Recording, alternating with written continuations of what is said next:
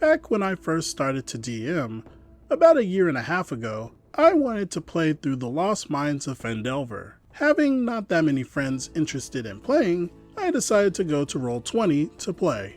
Managed to get a couple of nice players to join in on the adventure, but I also inadvertently invited an edgelord min-maxer.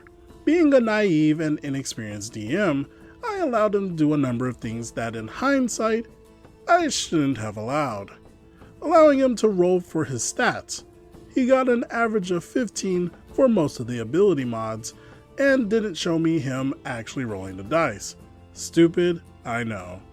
The other players, having gripes about it, should have been a big signal for me, but he promises everyone that he won't take over the game. Additionally, he took massive liberties with his starting equipment. I also allowed him to be an evil character. At first, I'm like, this is fine. I don't really have much of a problem with this, and I think this would add to the fun. You know, tension in the group.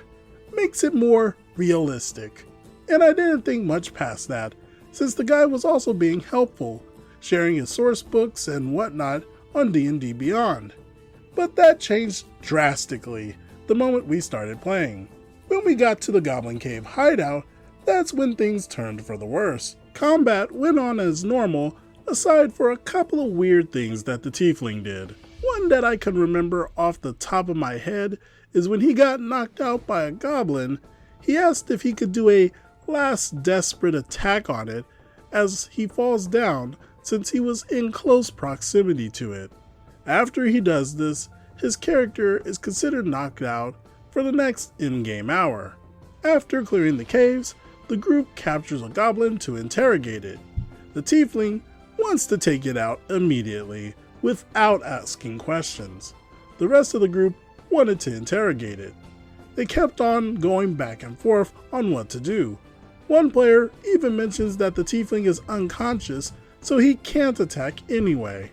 The group even suggested that he could take it out after they interrogated it when he wakes up, but he was not having any of it. He kept on saying that he's going to take it out now, despite the protests. It eventually led to more yelling, and that is when the Tiefling just left. He quits the Roll20 game, leaves the Discord server, and practically did everything he could to cut communication to us all in the span of a couple of minutes after the argument. Did I mention this is session 1 of the campaign 2? Thinking about it now still baffles me and has given me a very why did I let this happen feeling. Hindsight is always 20/20. Sometimes it's so easy to hear a story and just say, that's too many red flags. But you have to remember that we all were once inexperienced and made mistakes.